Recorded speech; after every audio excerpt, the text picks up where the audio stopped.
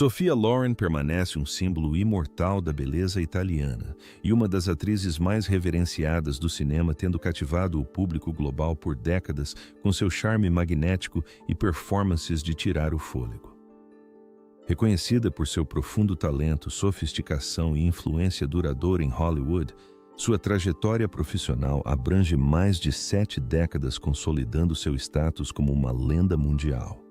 Seu colega de elenco em Breve Encontro, o falecido Richard Burton, capturou perfeitamente sua essência quando a descreveu como tendo lindos olhos castanhos em um rosto maravilhosamente desgrenhado, quase satânico.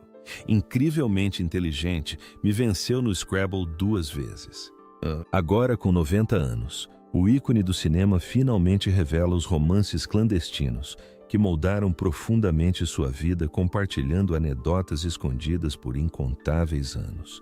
Se você deseja descobrir mais detalhes fascinantes sobre a vida dessa estrela monumental, curta este vídeo e inscreva-se em nosso canal para mais conteúdo. Muito antes do glamour, os primeiros anos de Loren foram marcados por grandes adversidades. Sua ama de leite certa vez a declarou asperamente como a criança mais feia que já vi. Criada em extrema pobreza, ela morava na casa apertada de seus avós com sua mãe e vários parentes dormindo em um único quarto compartilhado com outras 8 pessoas. Sofia Costanza Brigida Villani Cicolone nasceu em setembro de 1934 na Clínica Regina Margherita, em Roma. Sua criação foi bastante irregular. Seu pai, o engenheiro civil Riccardo Cicolone, tinha fama de se envolver romanticamente com aspirantes a atrizes, incluindo a mãe de Loren, Romilda Villani. Romilda, que tinha uma semelhança impressionante com Greta Garbo, nutria suas próprias ambições de atriz e chegou a receber uma proposta para trabalhar como dublê de Garbo em Hollywood. No entanto, esses sonhos foram destruídos quando Ricardo as abandonou, deixando Romilda e a jovem Sofia completamente desamparadas. Loren quase não tinha contato com o pai, que se recusava terminantemente a reconhecer sua irmã mais nova, Maria, nascida em 1938, negando-lhe o sobrenome. Essa rejeição lhe causou profundas feridas emocionais. Décadas depois, quando Loren já havia conquistado uma considerável fortuna, ela chegou a pagar ao pai para que Maria pudesse legalmente adotar seu sobrenome, evidenciando a relação conturbada entre os dois.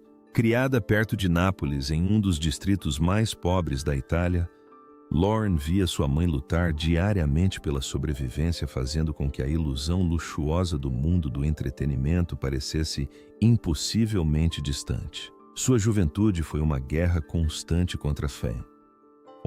Romilda frequentemente tinha que mendigar, ocasionalmente voltando com nada mais do que uma única batata ou um punhado de arroz. A escassez da Segunda Guerra Mundial era tão extrema que, quando as tropas aliadas avançaram por Nápoles e um soldado jogou um pouco de chocolate para a jovem Sofia, ela não fazia ideia do que era aquele luxo estrangeiro. O desespero chegou a tal ponto que sua mãe, certa vez, drenou a água do radiador de um carro apenas para hidratar seus filhos. A guerra também trouxe perigos letais. Enquanto morava em Pozzuoli, Loren sofreu um ferimento causado por estilhaços de explosivos durante um ataque aéreo que deixou uma cicatriz permanente no queixo, a qual ela posteriormente escondeu com maquiagem. Após a guerra, a família se mudou para Nápoles antes de retornar a Pozzuoli. Para se manterem, a avó de Loren, Luisa, transformou a sala de estar em uma taverna improvisada para vender licor de cereja caseiro. Sofia servia às mesas e lavava a louça enquanto sua mãe tocava piano e sua irmã cantava para os soldados americanos estacionados na cidade. Enquanto a Segunda Guerra Mundial devastava a Europa com fome e desespero, a sorte de Loren estava prestes a mudar. Aos 14 anos, ela passou por uma súbita maturação física, desabrochando na figura curvilínea que definiria sua imagem pública. Ela se lembrava com carinho da emoção de passear pelas ruas, atraindo olhares e despertando o interesse de agências de modelos. Esse magnetismo precoce serviu como sua porta de entrada para o cinema italiano. Antes disso, porém, ela enfrentou o ridículo implacável porque seus pais não eram casados, até completar 14 anos ela era vista como um patinho feio, sofrendo apelidos cruéis como palito e palito de dente devido à sua estrutura física frágil. Ainda assim, Lauren silenciou seus agressores participando de concursos de beleza. Para sua estreia, a ruína financeira de sua família impediu que comprassem um vestido. Então sua avó engenhosa costurou um vestido a partir de uma cortina rosa. Essa determinação valeu a pena quando ela conquistou o título de Miss Elegância no concurso Miss Itália de 1950. Em meio à sua árdua luta pela sobrevivência, o cinema sempre foi seu refúgio. Durante os terríveis ataques aéreos, ela se escondia em salas de cinema completamente fascinada por deusas da tela como Greta Garbo e Rita Hayworth. Essas experiências alimentaram suas ambições, lançando as bases para a lendária atriz que ela se tornaria. Aos 16 anos, Sophia Loren estreou com ousadia nas telas de cinema, conquistando seu primeiro papel ainda sem créditos como figurante no épico de 1951 Quo Vadis. Durante esses anos de formação, aceitou papéis menores em produções italianas como Era Lui Sissi e La Favorita. Sua trajetória profissional mudou drasticamente quando o diretor Carlo Ponti orquestrou uma reformulação completa de sua imagem, batizando-a de Sophia Loren, um nome artístico derivado da atriz sueca Märta Thoren. Em 1953, Loren conseguiu seu primeiro papel principal em Aida, entregando uma atuação aclamada pela crítica. Seu grande sucesso internacional veio com O Ouro de Nápoles de Vittorio De Sica, catapultando-a para a fama mundial. Pouco depois, formou uma parceria frequente nas telas com Marcello Mastroianni, estrelando filmes como Too Bad She's Bad e A Bela Esposa do Moleiro. Ao final da década de 1950, Loren fechou um contrato para 5 filmes com a Paramount Pictures, consolidando sua posição em Hollywood. Entre os projetos de destaque dessa época estão Desejo sob os Olmos, com Anthony Perkins, A Casa Flutuante com Cary Grant e Heller em Collins Cor-de-Rosa. No entanto, sua atuação mais revolucionária se materializou em Duas Mulheres de De Sica. Inicialmente lhe ofereceram o papel da filha, mas Loren insistiu veementemente para interpretar a mãe. Essa ousada mudança lhe rendeu o Oscar de melhor atriz, tornando-a a primeira atriz a ganhar um Oscar por um papel em um filme em que não falava inglês. Ao longo da década de 1960, ela manteve seu reinado como um dos talentos mais cobiçados do mundo, protagonizando sucessos como El Cid, A Queda do Império Romano e Matrimônio à Italiana, que lhe rendeu sua segunda indicação ao Oscar. Entre 1964 e 1977, ela ganhou 4 Globos de Ouro de melhor atriz. A maternidade em 1968 levou Loren a diminuir o ritmo de seu trabalho no cinema. Embora ela tenha continuado a aceitar papéis importantes em filmes como A Travessia de Cassandra, Um Dia Muito Especial e Fogo de Fogo. Ela também se aventurou na televisão, estrelando Aurora e interpretando a si mesma e sua mãe na cinebiografia Sophia Loren. Na década de 1980, Loren expandiu seu império lançando linhas de óculos e perfumes, escolhendo seus trabalhos como atriz seletivamente. Ela ficou famosa por recusar ofertas para participar de séries de sucesso como Dynasty e Falcon Crest para priorizar sua família. A Academia a homenageou em 1991 com um Oscar honorário, declarando-a um verdadeiro tesouro do cinema mundial. Suas aparições em filmes se tornaram mais esporádicas nas décadas de 1990 e 2000, mas continuaram sendo de grande impacto. Ela recebeu uma indicação ao Globo de Ouro por sua atuação em Ready to Wear de Robert Altman e obteve enorme sucesso de bilheteria nos EUA com Grumpier Old Man.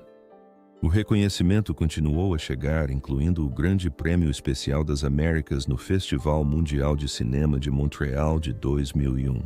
Em 2009, Loren fez um retorno espetacular aos cinemas americanos com o filme Nine de Rob Marshall, sua primeira grande produção em Hollywood em 14 anos. Mantendo sua abordagem seletiva, ela estrelou a minissérie italiana My House is Full of Mirrors e colaborou com seu filho Eduardo Ponti no filme The Human Voice. Seu triunfo de crítica mais recente ocorreu em 2020 com The Life Ahead, onde sua interpretação de uma sobrevivente do Holocausto lhe rendeu inúmeros elogios. A carreira incomparável de Lauren lhe rendeu inúmeros elogios internacionais, incluindo o Leão de Ouro de 1998 pelo conjunto da obra no Festival de Cinema de Veneza. Além de atuar, Lauren dominou as manchetes da década de 1980 com sua apaixonada defesa dos direitos dos animais. Em 2010, a Associação de Arte do Japão concedeu-lhe o prestigioso Prêmio Imperial de Teatro/Cinema. Radiante com o sucesso de The Life Ahead, Lauren refletiu sobre os primeiros marcos que definiram sua trajetória. O principal deles foi sua participação crucial no concurso Miss Itália de 1950. Apesar de sua pouca experiência, a presença marcante de Lauren chamou a atenção de muitos, principalmente do renomado produtor Carlo Ponti, envolvido tanto em concursos de beleza quanto na produção cinematográfica. Ponti imediatamente percebeu seu potencial e recomendou a mudança para o nome Sophia Loren, convencido de que teria melhor aceitação internacional, especialmente em Hollywood. Ponti, já um titã do cinema italiano, era casado, pai de família e significativamente mais velho que Lauren. Mesmo assim, a atração foi instantânea. Nos conhecemos em um concurso de beleza em Roma, quando eu tinha 16 anos e ele era um dos jurados, revelou ela ao Sydney Morning Herald em 2019. Então começamos a nos ver como amigos e depois as coisas ficaram sérias. Estávamos realmente apaixonados. Uma diferença de idade de 21 anos seria considerada um grande tabu hoje em dia, mas a conexão entre eles se solidificou rapidamente. Ponti teria notado que reconheceu o brilho dela imediatamente, sentindo uma aura iluminada ao seu redor. Ele iniciou uma estreita relação de mentoria profissional com a jovem estrela. Inicialmente, eles projetaram a imagem de uma amizade platônica. No entanto, quando Lauren completou 19 anos, o romance se tornou público. Para Lauren, que trilhou a vida sem um pai presente, Ponti ofereceu profundo apoio emocional e segurança. À medida que o vínculo entre eles se aprofundava, ele orientou sua crescente carreira cinematográfica. O romance deles enfrentou obstáculos monumentais. As rígidas doutrinas católicas da Itália proibiam o divórcio, gerando imensas complicações legais e sociais. Ponti ainda era legalmente casado com sua primeira esposa Giuliana Fiastri, com quem teve uma filha e um filho. Apesar disso, Ponti a pediu em casamento e Lauren aceitou com alegria, mostrando orgulhosamente o anel de noivado à mãe. Mesmo assim, o intenso escrutínio público em relação à diferença de idade entre eles e ao estado civil dele pairava sobre a relação. Buscando uma solução, Ponti providenciou um divórcio no México. O casal se mudou para os EUA e se casou por procuração para contornar as rígidas leis italianas. Infelizmente, isso não os livrou da controvérsia. As autoridades italianas se recusaram a reconhecer a união, acusando Ponti de bigamia e Lauren de viverem juntos sem serem casados. Esses problemas legais adicionaram imensa complexidade ao relacionamento, mas eles se mantiveram unidos. Em meio ao caos pessoal, Ponti desempenhou um papel vital na ascensão de Lauren, produzindo inúmeros filmes de Hollywood que destacaram seu talento e consolidaram seu estrelato internacional. Em 1960, eles retornaram à Itália, mas o pesadelo jurídico persistiu. No tribunal, tiveram que negar seu casamento, o que levou à sua anulação em 1962. Demonstrando grande determinação, Ponti orquestrou um plano para esclarecer seu estado civil. Ele, Giuliana e Lauren se mudaram para Kent e a França, onde o divórcio era legal e a cidadania era oferecida. Tendo sobrevivido a uma infância conturbada, Lauren ansiava desesperadamente por uma vida familiar alinhada às convenções católicas italianas. O que eu queria era uma família legítima, confessou a Vanity Fair em 2012. Um marido legítimo, filhos, uma família como qualquer outra. Isso se devia à experiência que tive com meu pai. Essa estabilidade não chegaria imediatamente. Foi somente em 1965 que Giuliana e Ponti finalmente se divorciaram. No ano seguinte, Ponti e Lauren se casaram legalmente em uma cerimônia civil em Sèvres, na França. A cidadania francesa concedida pelo então primeiro-ministro Georges Pompidou permitiu que finalmente vivessem sem o medo de repercussões legais. O árduo caminho para garantir o casamento chegou ao fim e o vínculo entre eles se fortaleceu. A união perdurou por décadas até que Ponti faleceu em 2007 aos 94 anos, vítima de complicações pulmonares. Contudo, a vida que compartilharam incluiu dolorosas lutas privadas. Lauren enfrentou uma infertilidade angustiante e sofreu múltiplos abortos espontâneos, o que lhe causou um profundo sofrimento emocional. Os tabloides especulavam impiedosamente sobre suas dificuldades para engravidar, amplificando a pressão de uma situação já tão dolorosa. Superando essas adversidades, eles finalmente deram as boas-vindas a 2 filhos. Carlo Ponti Jr. em 1968 e Eduardo Ponti em 6 de janeiro de 1963. A chegada dos filhos trouxe imensa alegria a Lauren, realizando seu desejo de longa data de ter uma família. Embora sua carreira continuasse importante, ela deliberadamente direcionou seu foco para a vida familiar. Seu forte vínculo com Ponti permaneceu central em sua trajetória, e ela frequentemente o creditava como a força motriz por trás de seu notável sucesso, chegando a abrir mão de casos amorosos em Hollywood por ele. Enquanto Ponti lutava com sua situação conjugal conturbada, Lauren se viu no centro das atenções de outro homem, o ícone de Hollywood Cary Grant. Os dois se conheceram em 1956 durante as filmagens de Orgulho e Paixão. O primeiro encontro foi descontraído, com Grant fingindo confundi-la com outra atriz. Esse início improvável floresceu em uma profunda amizade e eventualmente em um romance. Grant, infeliz em seu terceiro casamento, confidenciou seus problemas a Lauren. Lauren também vivia um limbo complicado, profundamente apaixonada por Ponti, que ainda não havia se divorciado de Juliana. A química entre Lauren e Grant se intensificou, culminando em um caso.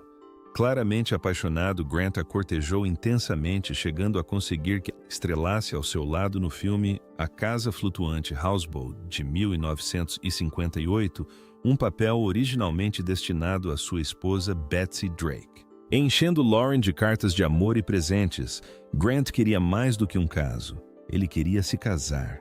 Lauren estava extremamente dividida. Embora considerasse Grant um homem maravilhoso, charmoso, bonito e romântico, ela compreendia a magnitude de sua decisão. Ela descreveu esse período como uma fase estranha, dividida entre seu crescente amor por Grant e seu compromisso com Ponti. Sabia que escolher Grant acarretaria consequências enormes. Cary estava apaixonado por mim e queria que eu me casasse com ele, revelou mais tarde. Mas isso significaria deixar Carlo e causar um grande escândalo. Consciente de como a imprensa americana crucificou Ingrid Bergman por deixar o marido pelo diretor Roberto Rossellini, Lauren temia uma reação semelhante. Apesar de seus profundos sentimentos por Grant, ela percebeu que precisava escolher ficar com Ponti e construir uma vida na Itália ou partir para ficar com Grant e recomeçar nos Estados Unidos. Eu tinha que tomar uma decisão, disse a Vanity Fair. Carlo era italiano. Fazia parte do meu mundo. No fim, ela escolheu Ponti, uma decisão da qual nunca se arrependeu. Isso me fez sentir que tinha feito a escolha certa, refletiu. Embora Grant estivesse devastado, Lauren acreditava que Ponti era o homem certo para ela. O romance deles deixou uma impressão duradoura em Grant, que nunca deixou de amá-la.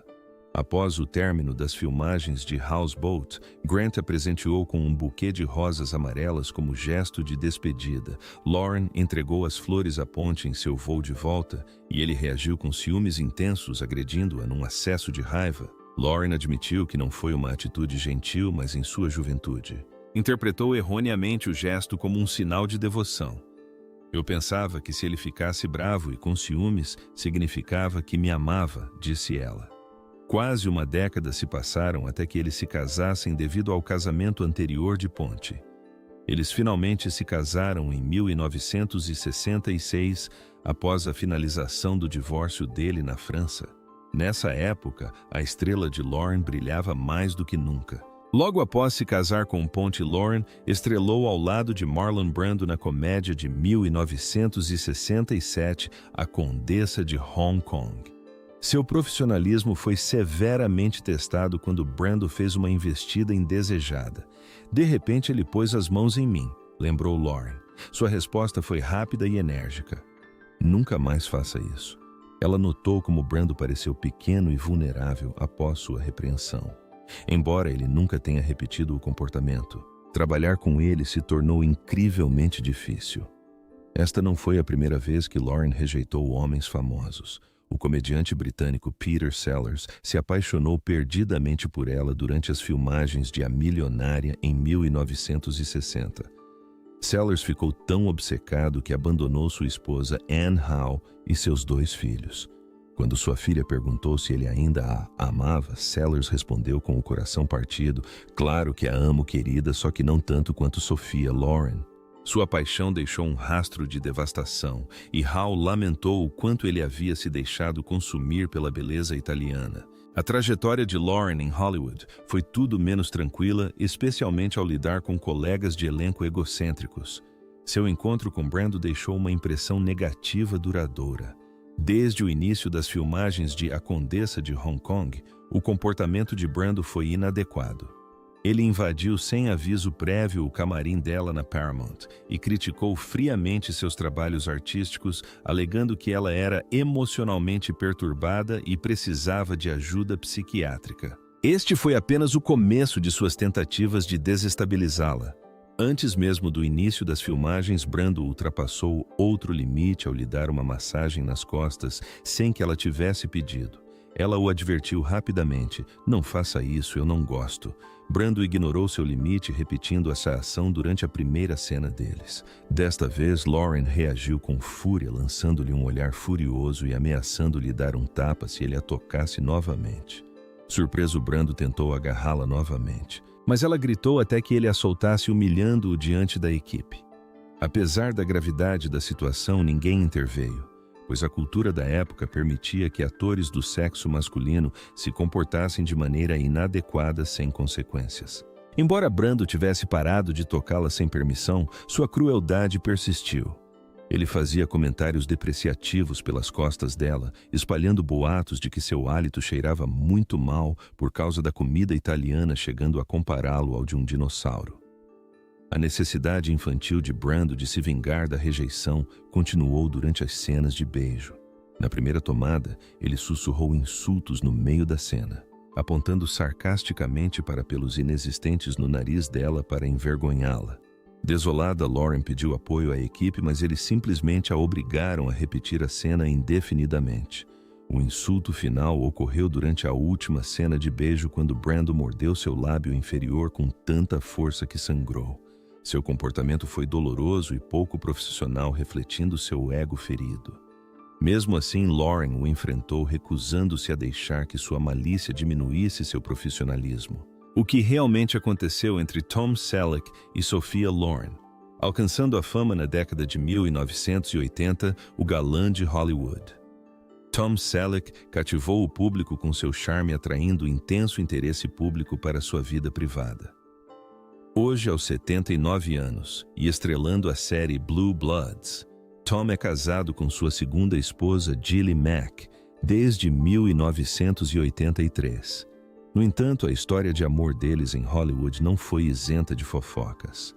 No final da década de 1980, a especulação pública aumentou quando a deslumbrante Lauren se mudou para a casa ao lado, lançando uma sombra de rumores de infidelidade sobre a vida privada de Tom e Gilly. Após o nascimento da filha Hannah em 1988, Tom e Gilly se estabeleceram em uma vida mais tranquila, em um rancho de 26 hectares no condado de Ventura, que antes pertencia a Dean Martin. Tom apreciava o estilo de vida pacífico, cuidando das flores, andando de quadriciclo e escapando dos holofotes. No entanto, esse santuário se tornou alvo de fofocas quando Lauren e seu falecido marido Carlo Ponti compraram a propriedade vizinha de 16 hectares. Embora suas interações reais permaneçam desconhecidas, a proximidade gerou rumores. Mais tarde, Tom brincou dizendo que sua esposa lhe havia dado permissão para ser infiel, mas sob condições muito específicas. Em uma entrevista bem-humorada, ele explicou que a aprovação de Gilly exigia um cenário exato, Se eu estivesse a caminho da loja de materiais de construção e Sofia estivesse parada na entrada de casa de roupão e dissesse exatamente estas palavras: Tommaso, você gostaria de um cappuccino? Então eu poderia entrar.